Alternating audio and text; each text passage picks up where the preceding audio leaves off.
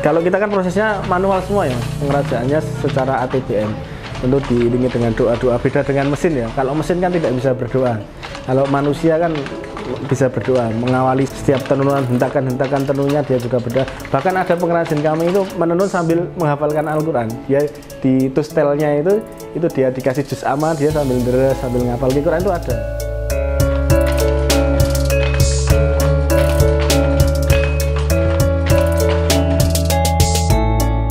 Assalamualaikum warahmatullahi wabarakatuh. Perkenalkan, saya Danang Kurniawan, marketing dari Debyo Lurik di Krapyak Wetan, Yogyakarta. Awal mula Debyo Lurik berdiri itu tahun 2015, berdirinya Debyo Lurik. Teman sebelumnya Mas Jusirial selaku pemilik Debyo Lurik ini sebelumnya mengelola di Kurnia Lurik. Mas Jusirial ini termasuk salah satu cucu dari Mbah Debyo Sumarto, yaitu pendiri Kurnia Lurik yang sudah berdiri sekitar dari tahun 1962. Kemudian pasca gempa kemudian diteruskan oleh Mas Jusirial sampai sekitaran tahun 2015. Kemudian Mas Jusirial berinisiatif untuk mendirikan Debyo Lurik yang berada di sini. Awal mulai berdirinya Debyo Lurik ya memang karena sudah saatnya untuk maju bersama gitu ya Mas. Mas Jusirial juga di Kurnia dulu mungkin terbatas kewenangannya karena di situ masih milik keluarga bersama. Kemudian beliau berinisiatif mendirikan Debyo Lurik supaya ide-ide, gagasan-gagasan beliau khususnya dengan lurik-lurik, motif-motif yang baru dan lain sebagainya bisa direalisasikan sesuai dengan minat beliau, sesuai dengan ide beliau di Debyo Lurik ini. Kalau sebelumnya di Kurnia Lurik mungkin masih terbatas mau menciptakan motif baru atau ada inovasi baru karena di situ masih milik keluarga bersama, seperti itu.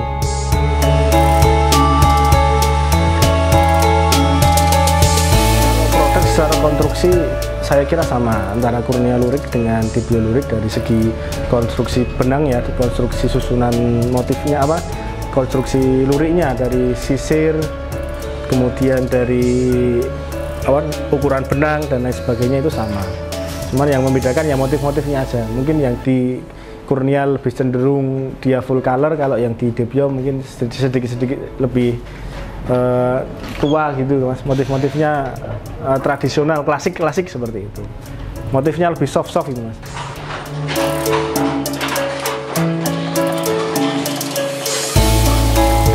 Sama sih Mas pasarnya sama, kita masuk ke fashion designer juga, kemudian ke ASN dan juga ke dinas-dinas sama, pasarnya sama.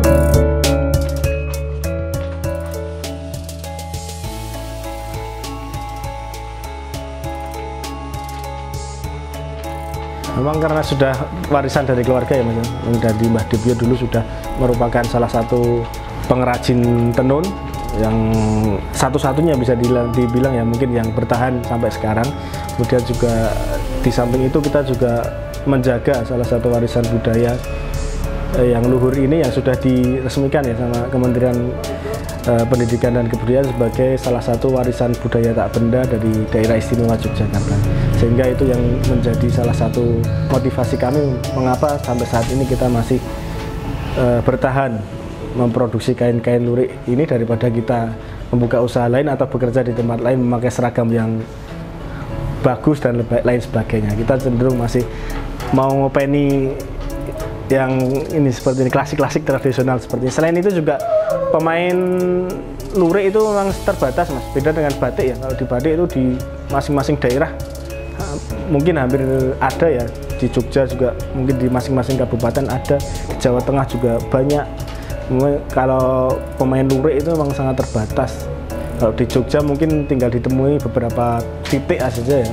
Kemudian juga tinggal di Jogja sama di Klaten kok, kalau tidak salah seperti itu. Jadi pemainnya terbatas, jika itu juga salah satu peluang buat kami untuk masih eksis mempertahankan kain lurik.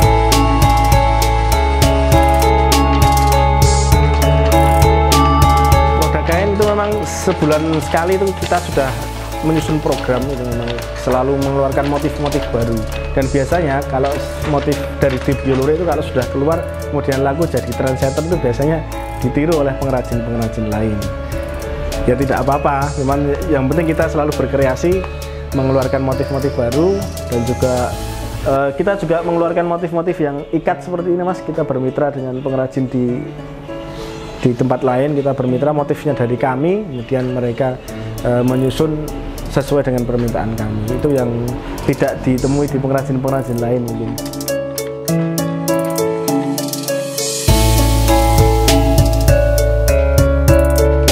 Ada beberapa motif-motif yang klasik, itu memang sudah ada makna-makna tertentu. Misalnya kain motif gerimis seperti ini ya.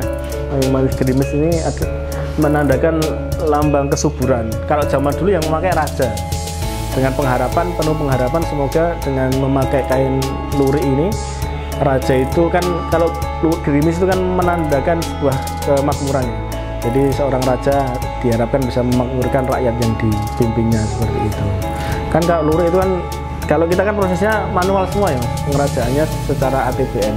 Tentu diiringi dengan doa-doa, beda dengan mesin ya. Kalau mesin kan tidak bisa berdoa. Kalau manusia kan bisa berdoa, mengawali mau bekerja menenun dia berdoa. Setiap tenunan, hentakan-hentakan tenunnya dia juga berdoa. Bahkan ada pengrajin kami itu menenun sambil menghafalkan Al-Quran. Dia di tustelnya itu dia dikasih juz amma, dia sambil deres, sambil menghafal Al-Quran, itu ada kayak gitu. Itu yang tidak bisa dilakukan oleh mesin.